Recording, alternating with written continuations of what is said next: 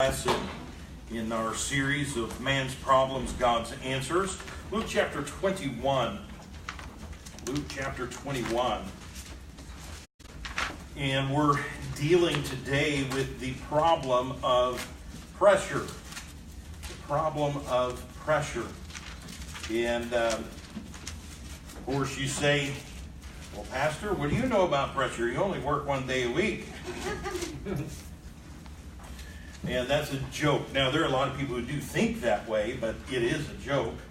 But do you know the pressure of working just one day a week, if that were the case, and everybody telling you to work less? Like, Pastor, don't preach that long. I'm not going to say that's never happened. I had someone tell me, not that long ago, not anybody that's here, but I had someone tell me not too long ago, you know, after about the first 20 minutes, I just tune you out. Okay. I didn't tell them. I saved the best part till last, so they missed it. Luke chapter 21.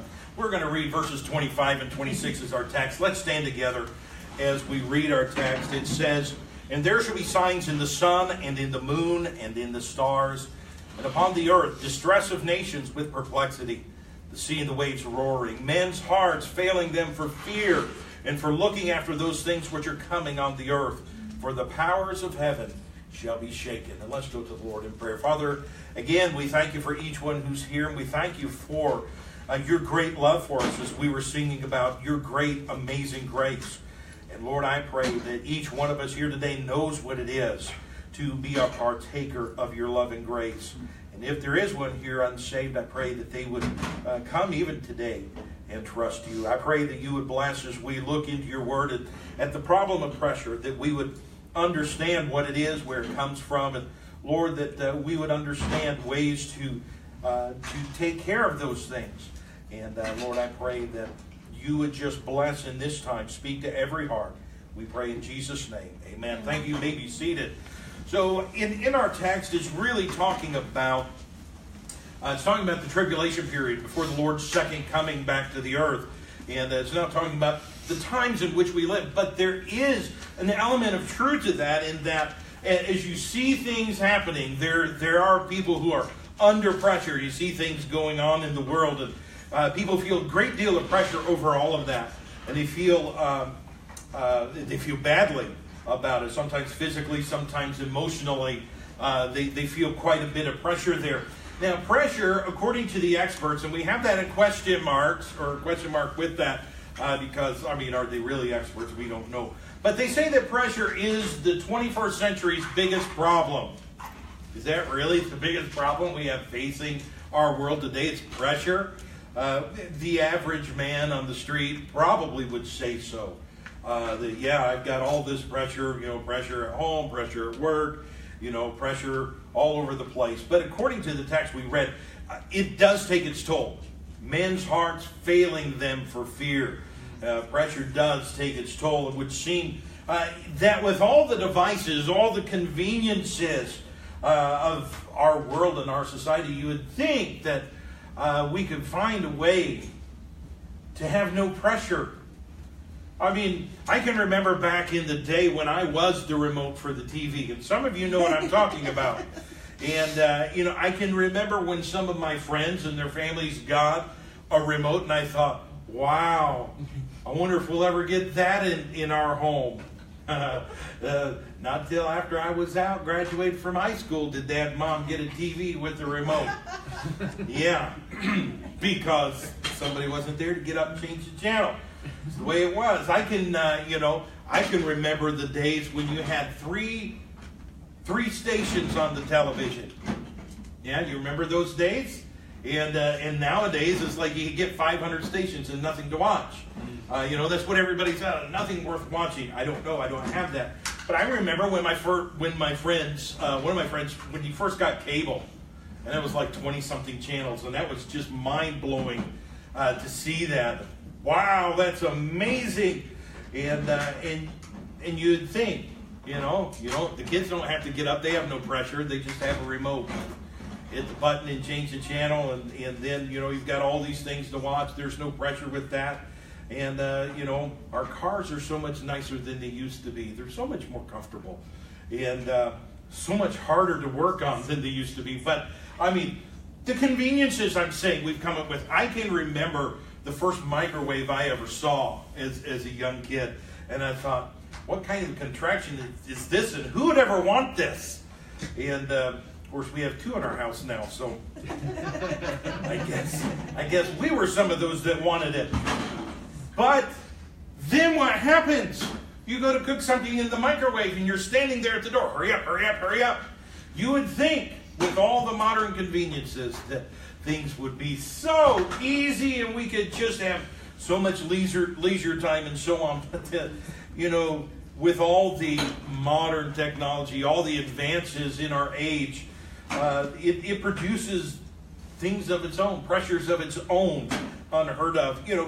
Like it says here, we complain about jet lag because we just flew coast to coast in the time it took the pioneers to hitch up their teams. And that's true. Not that I was there when they were hitching up their teams. My wife tells me about that. So, but life in the fast lane has its drawbacks. Jet lag, it can be killer sometimes. It really can.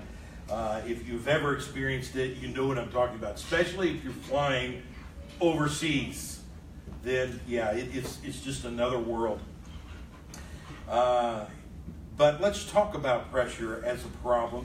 Let's define it first. What we're talking about. It is the state of being squeezed or crushed. Ever felt that way? Yeah, I told you about my sister. She used to sit on me all the time. I definitely felt pressure during those days. But it also talks about that which afflicts the body or depresses the spirit. So pressure is something that is not only physical, it's also emotional in nature. It affects us that way. Any severe affliction, distress, calamity or grievance. Urgency is the pressure of business. Pressure is occasioned by weight or gravity, by the expansion of fluids, by elasticity. There's all kinds of pressure. Nowadays, we talk about pressure and we talk about having a nervous breakdown. What is that? That is when we have too much pressure. When we say burnout. Sometimes we even talk about a meltdown. Of course, that's not exactly the same, but sometimes that is what happens because of too much pressure. Down south in the U.S., sometimes they talk about going postal. You may not understand what that means, but that means you just snap, and you're going to, nobody's safe because of that. Let's look over in 2 Timothy chapter 3. There are a lot of indicators to this, and it really is the pressure and all the things that come with that. It is part and parcel to being in the last days that we're living in. 2 Timothy chapter 3 and verse 1, this know also, that in the last days perilous times shall come. For men shall be lovers of their own selves, covetous, boasters, proud, blasphemers, disobedient to parents, unthankful, unholy, without natural affection, truce breakers, false accusers, incontinent, fierce, despisers of those that are good, traitors, heady, high-minded, lovers of pleasures, more than lovers of God. But there are all sorts of things here. But the indicators of pressure, you have psychiatrists, they're making money hand over fist. Everybody, even if you don't go to a psychiatrist, you got to go to counseling. You have to go to counseling of some kind. And these people, they're making money right and left because it's because of pressure. I can't handle the pressure. I got to talk to somebody. I got to have somebody talk me down, as it were, and somebody tell me, give me some advice and tell me what to do. There are psychopathic killers, and again, part of that, we talk about going postal. That's part of what that is. It's all this pressure builds up. Now I snap, I'm going to kill everybody.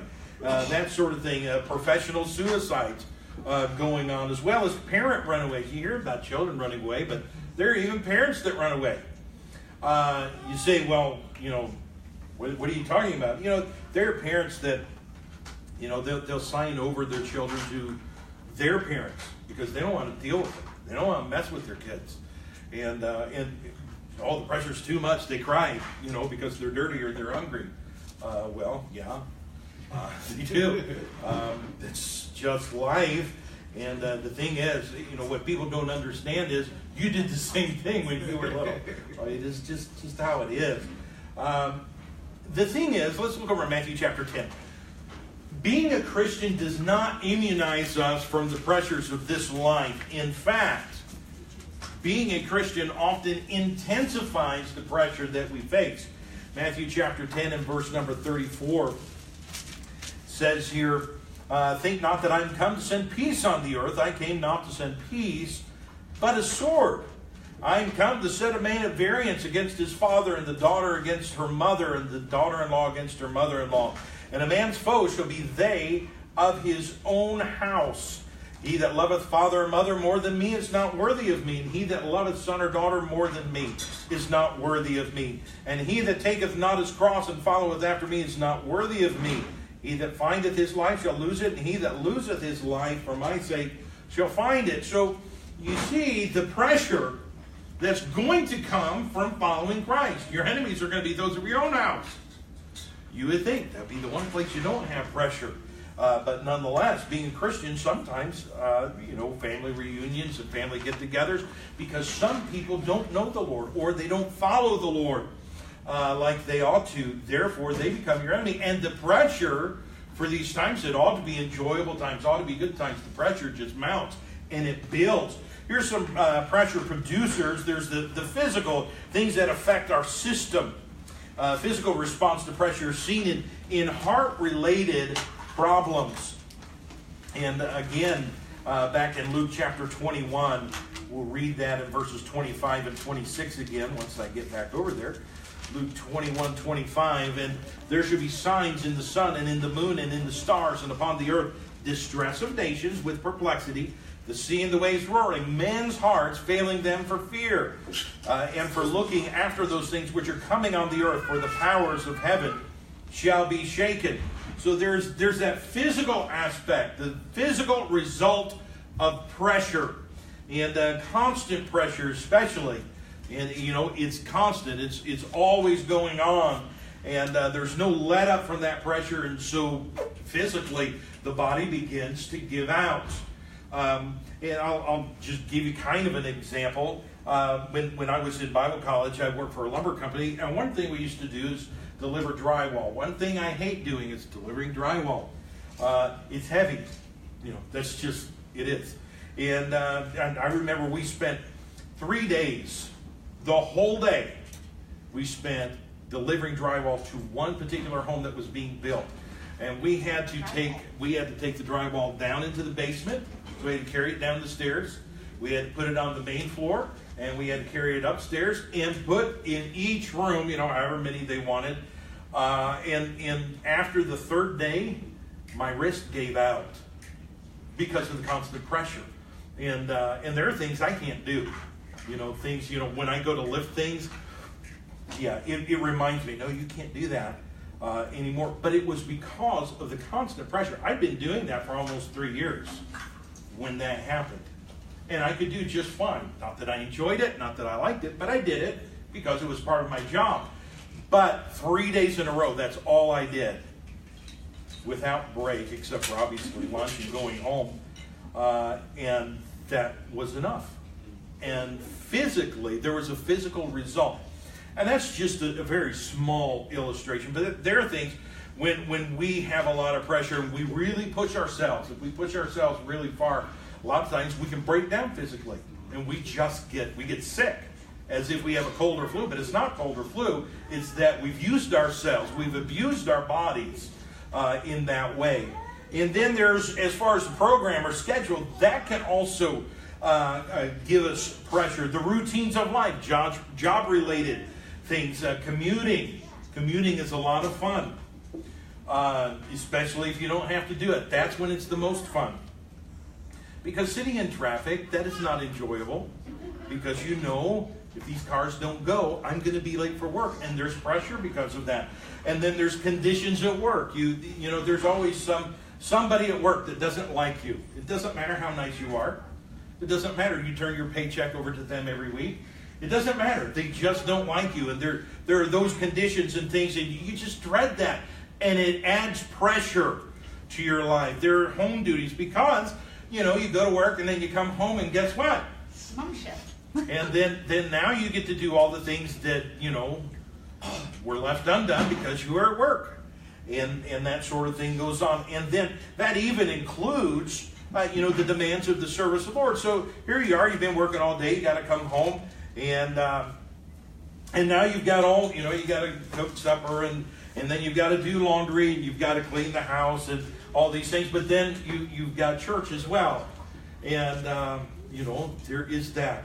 And well, anyway, we'll talk about that in a minute. Mark 6, in verse 30, says this, "And the apostles gathered themselves together unto Jesus, and told him all things, both what they had done and what they had taught.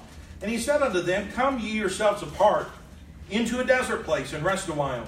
Where there were many coming and going, and they had no leisure so much as to eat." They were so busy about the things that they're doing things for God, but they were so busy about that. They didn't have time for anything else. In verse 32, they departed into a desert place by ship privately. And the people saw them departing, and many knew him, and ran afoot thither out of all cities, and outwent them, and came together unto him.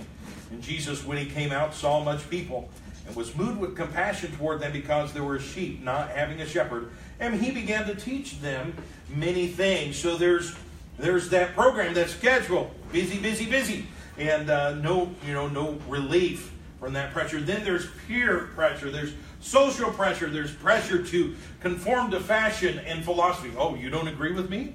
Why? What kind of a nut are you?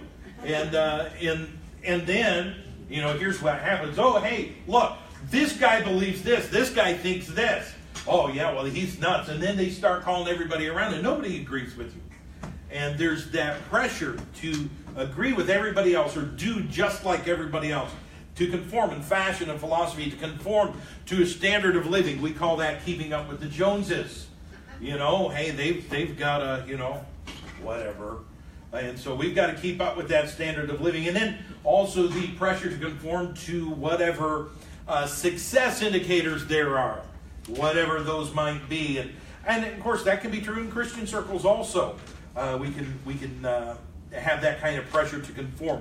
But here's the thing, in Romans 12, 1 and 2, we're not supposed to seek to be conformed to everyone else's standard, but rather we're to be transformed and then conform to God's standard. Romans 12, 1, "I beseech you therefore, brethren, by the mercies of God, that you present your bodies a living sacrifice, holy, acceptable unto God, which is your reasonable service. And be not conformed to this world, but be ye transformed by the renewing of your mind, that you may prove what is that good and acceptable and perfect will of God."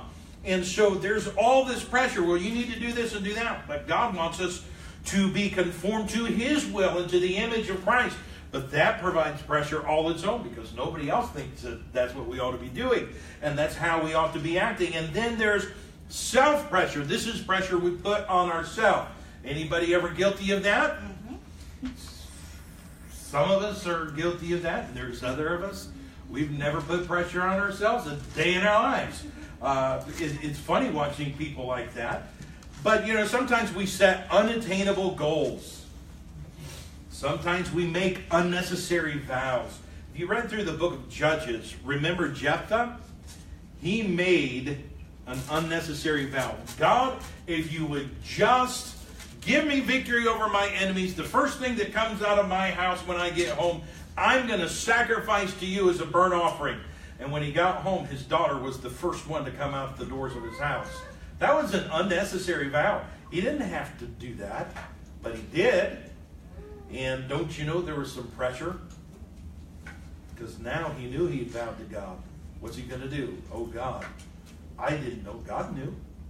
God knew exactly what was going on. Anyway, also resisting the old nature. That has its own pressure over in Hebrews chapter 12, verse number 4. "Ye have not yet resisted unto blood, striving against sins." But there's pressure, because we know this old flesh, it wants to do this, and I know that's not right, and I don't want to do that. And yet there's a constant pressure by the old nature to go ahead and do it anyway. It's really not that bad. You can do it this once. And so there's that constant pressure. And then there's principality, or there's spiritual pressure, the spiritual warfare that we're a part of in Ephesians chapter 6. Verse 11, put on the whole armor of God that you may be able to stand against the wiles of the devil. For we wrestle not against flesh and blood, but against principalities, against powers, against the rulers of the darkness of this world, against spiritual wickedness in high places. Wherefore, take unto you the whole armor of God, that you may be able to withstand in the evil day, and having done all, to stand. Over in 2 Corinthians chapter 10, in verse 3. For though we walk in the flesh, we do not war after the flesh. For the weapons of our warfare are not carnal, but mighty through God to the pulling down of strongholds, casting down imaginations and every high thing that exalteth itself against the knowledge of God, and bringing into captivity every thought to the obedience of Christ. So there's that spiritual pressure that the lost aren't going to feel that at all, but those who are saved are going to feel that. That spiritual pressure pushing us away from God and trying to push us into or away from God's will and into things that God doesn't want us to be a part of. Now, pressure is not always bad. I know we don't think so, especially when we're under a lot of pressure. We do not look at pressure as a good thing. But it is not always bad because pressure produces progress. You think about a sailboat.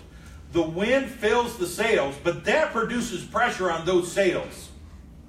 It produces pressure on the boat itself as it pushes through the water. That's pressure. That's progress. That's coming as a result of pressure. There's also power.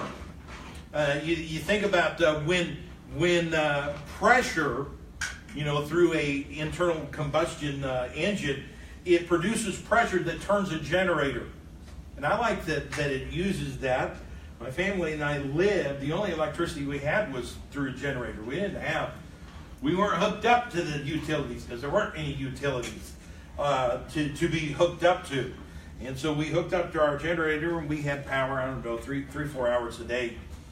But it was the pressure that was built up in that engine that caused that generator to spin and produce that electricity we had in our house.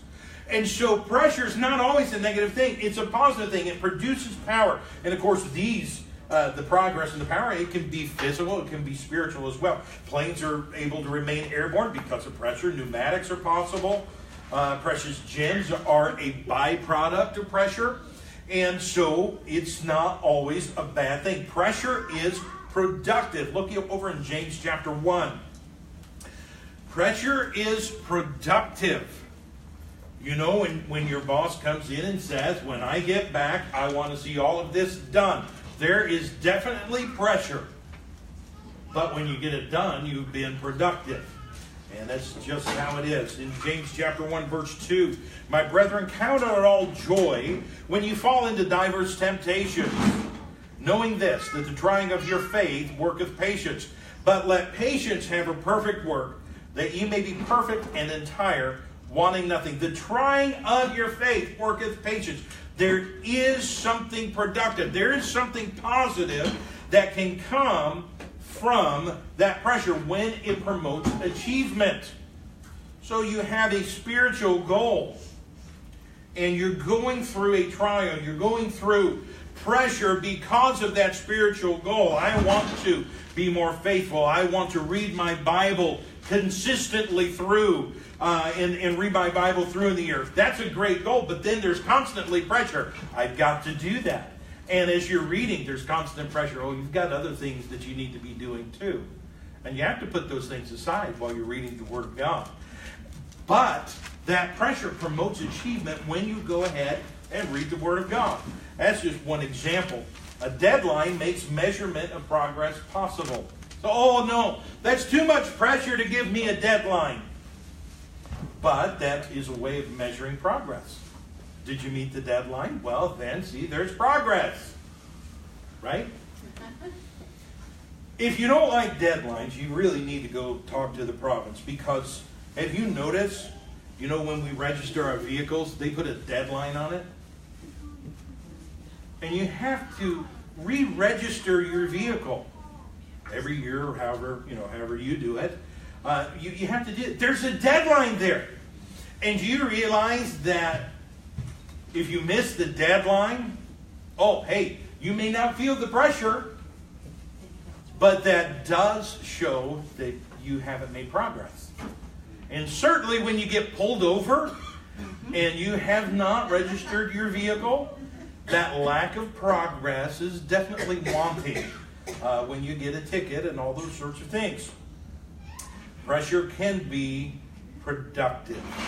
Definitely can be productive. So let's go on to Proverbs chapter 30 and talk about a prevention plan. So, and what do we say? There are a lot of things that can cause pressure, but it's not all bad, because it can cause us to actually accomplish things. It can be a motivation for us. The pressure can be. So here in Proverbs chapter 30, too much pressure is not necessarily good for us, but look, no pressure is not good for us either. It's just not good for us. Proverbs 30 and verse 7. 2 things have I required of thee, deny them not before I die. Remove far from me vanity and lies. Give me neither poverty nor riches. Feed me with food convenient for me, lest I be full and deny thee and say, who is the Lord? Or lest I be poor and steal and take the name of my God in vain. There needs to be a prevention plan for pressure. First of all, don't overload. And of course, we're talking about cars, so this is good for an illustration. Too much air in the tire will result in a flat. I think I can get 1 more pound of pressure in this tire. Yeah, you might be able to do that to a point, but eventually you can't get any more. It's just air. It's just air. I mean, what pressure can come from air? You'll find out. You over air your tires. It's just not a good thing to do. Don't overload. Don't overestimate your capacity. Let's look over here in Romans chapter 1 in verse 13. Romans chapter 1, verse number 13.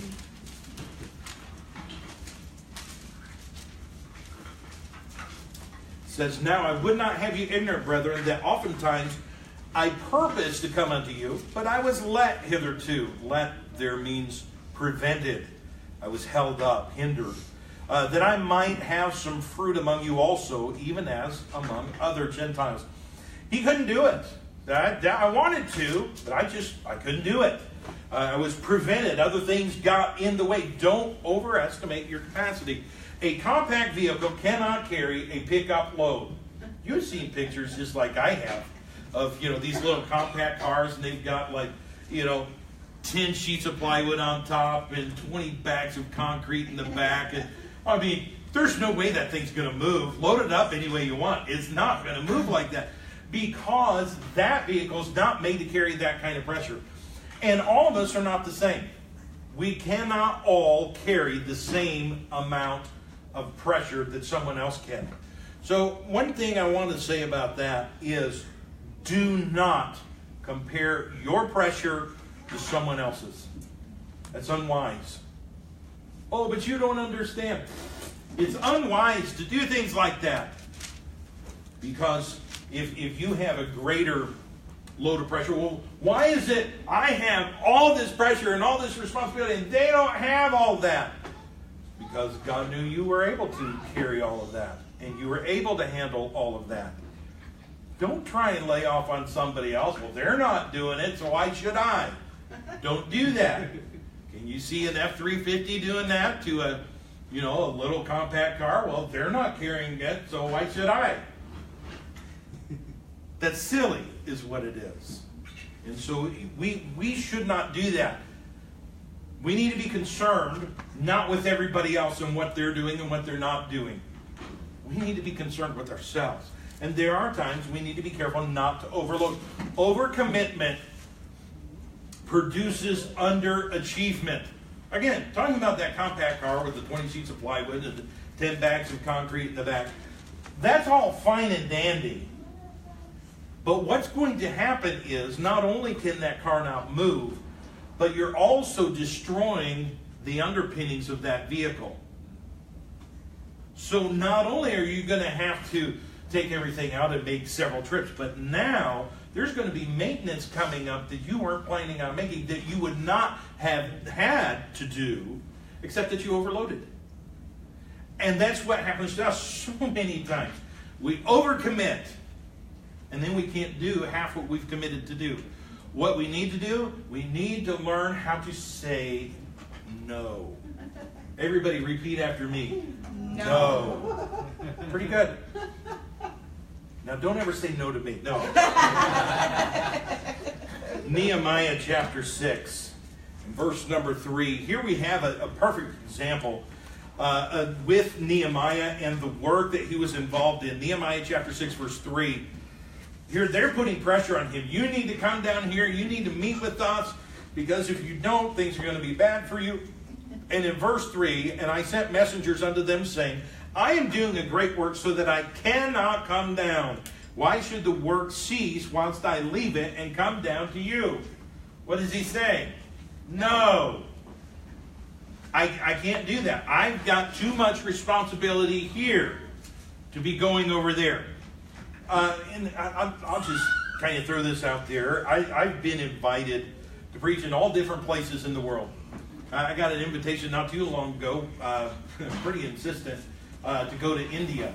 Never been to India, so that obviously there's some interest. I'd love to go just to see it. I had not too awful long ago. I had some invitations to go to the Philippines, and then of course I've had invitations to go back and just preach a revival or whatever in Papua New Guinea as well. And so I've had all these invitations. You know what I've said to every one of those? No, I can't do that. I've got too much responsibility here to make plans to go somewhere else. Because if I go somewhere else, even if it's just for a couple weeks, who's going to fulfill my responsibility here while I'm gone? Nobody. So you can't do that. You have to learn when to say no. So don't overload, and do unload. If somebody comes along and they try and load us up, hey, you need to do this, you need to do this, you need to do this, you need to learn how to take those things and set them aside. No, we're not going to do this, and we're not going to do this. And, even pressure cookers have release valves. I'll never forget one time my sister was making potato soup in a pressure cooker. And potato soup in a pressure cooker is very good. I love it. And if you don't, I don't care, because I do. But there's one time my dad and mom were gone, and my grandmother, my dad's mom, was with us. And so my sister was making this, and my grandmother said, well, don't you think it's about time to, take the jigger off the top? No. There's still pressure in there, Grandma. We need to wait till the pressure goes down. Well, anyway, she ended up talking my sister into pulling that jigger off the top. And, yeah, we had potato all over the ceiling. It was great. But there's a release valve besides that. If you overload the pressure on that thing, that release valve is going to pop and let the pressure off.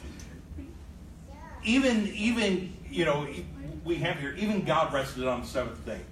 It's not that God was tired. It's not that it was too much pressure for God, but that is an example for us. Now, that should not be an excuse for us to be unfaithful to God's house. Oh, I'm tired. There's so much pressure on me. I'm so stressed out, I just can't come to church. No, to be honest, when we're stressed out, that's when we need church. That's when we need to be faithful in the house of God. We already read this in Mark chapter 6. But let's look at 1 Kings chapter 19.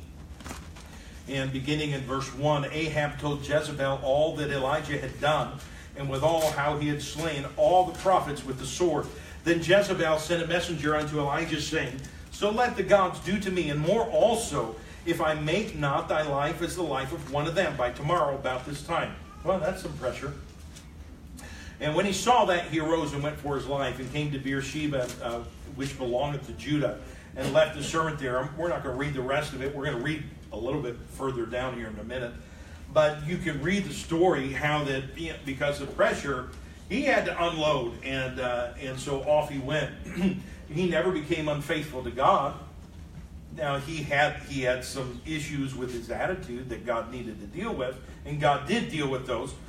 But we need to be able to unload. Also, there needs to be, to help us with pressure, there needs to be diversion. Do something different. There's an old saying, a change is as good as a rest. And it's true in a lot of ways. If you just focus on something else for a little while and just forget about all the pressures, whether it's work or whatever the thing is, a hobby is a good thing to have. spending, for me, when the boys were younger, it was spending time with the boys. Now, they are the pressure. No, I'm kidding about that. That's never changed. But like the other day, I took the boys down on White Ave, and we looked at Long and McQuaid. So we went to the music store, and yes, my children coveted over several things. And then we went to Kent and Inglewood, which is like shaving supplies for those that shave. And they found all sorts of things that they thought they couldn't live without there. And anyway, we just, we weren't there for any particular reason. We weren't there really to do anything in particular. We were there just to spend time together and to essentially blow off steam, just to relax and to kind of put the pressure behind us. It was a diversion for us, is what it was. And that's a good thing for us to do. But here's something that we need to have as we're dealing with pressure and as we're going through it and preventing it from causing us to blow up or to knuckle under, as it were, cave in. We need to commune with God. That has to be a part of our prevention plan for pressure. Here in 1 Kings 19 and verse 10, Elijah says, and he said, I have been very jealous for the Lord God of hosts. For the children of Israel have forsaken thy covenant, thrown down thine altars, and slain thy prophets with the sword. And even I only am left, and they seek my life to take it away. There needs to be that communion with God, and not just communion with God of, now I lay me down to sleep. That's not communion with God. We already talked about reciting prayers in the first service. I'm talking about communing with God about the things that are bothering us, about the pressures that we're facing. That's what he's talking about there. God, this is what I'm dealing with. This is what I'm up against. And we need to commune with God about that. Over in Matthew chapter 26, in verse 36, we see that our Savior did. Now, remember, Jesus is God manifest in the flesh. Yet, he, as an example to us, spent time in prayer to his heavenly Father. Why did he have to do that? He didn't have to do that. He is God. But he did as an example to us, to show us this is what we need to do. And so here, Jesus is facing the cross, and he's about to be betrayed and then turned over to the Sanhedrin, then turned over to Pilate, and then obviously crucified. He knows this is coming. That's a great deal of pressure, more than you and I have ever faced. But in Matthew 26 and verse 36, then cometh Jesus with them into a place called Gethsemane, and saith unto the disciples, sit ye here while I go and pray yonder. And he took with him Peter and the two sons of Zebedee, and began to be sorrowful and very heavy. Then saith he unto them, my soul is exceeding sorrowful, even unto death. Tarry ye here and watch with me. And he went a little further and fell on his face and prayed, saying, O my Father, if it be possible, let this cup pass from me. Nevertheless, not as I will, but as thou wilt. So, again, there was that communion with God. This is what's causing me the problem. This is what the issue is with me right now. And that's what he did. Back in Matthew chapter 11, we need to do the same. Matthew chapter 11 and verse 28. Come unto me, all ye that labor and are heavy laden, and I will give you rest. When we have pressure and we're loaded down, we feel like we can't carry on, we need to go to the Lord with that and find rest. Does that mean all the pressure goes away? No. But he will give us strength, and he will give us grace to continue on. Verse 29, take my yoke upon you and learn of me, for I am meek and lowly in heart, and ye shall find rest unto your souls. For my yoke is easy, and my burden is light. So the Lord instructed his disciples to come apart into a desert place. We saw that over in Mark chapter 6. A place that was quiet, a place that was away from pressure. If we're to survive the pressures of the 21st century, I'm just talking about life, but also spiritually speaking as well, it's essential for us to follow the Master's advice. But one thing I do want to mention, back over in Ephesians chapter 6. In Ephesians chapter 6, this will be the last verse that we read. yes, we need to be able to come apart. We need to be able to unload. We need to be able to go to God with our pressures and with our problems. We need to be able to do that. But we have to remember that we cannot run and hide from the pressures of life. See, there's a difference. Yes, sometimes we have to unload, cut back on some things that we're doing and so on. But we cannot cut off everything. And okay, I'm not going to have any pressure. It's too stressful. We can't do that.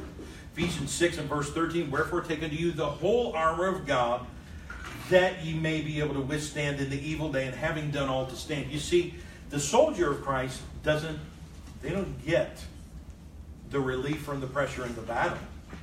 The relief from the pressure comes after the battle's over. And yes, we may be in between a battle. Hey, we've got relief from that pressure. That's great. That's good. Enjoy it. But when the pressure comes in a spiritual battle, we can't run and hide and think that somebody else is going to come take up the slack. We have to stand our ground for the Lord in that time. So we must, it says, come apart before we come apart. And that's an important truth for us to learn when it comes to pressure. Let's stand together with our heads bowed and eyes closed.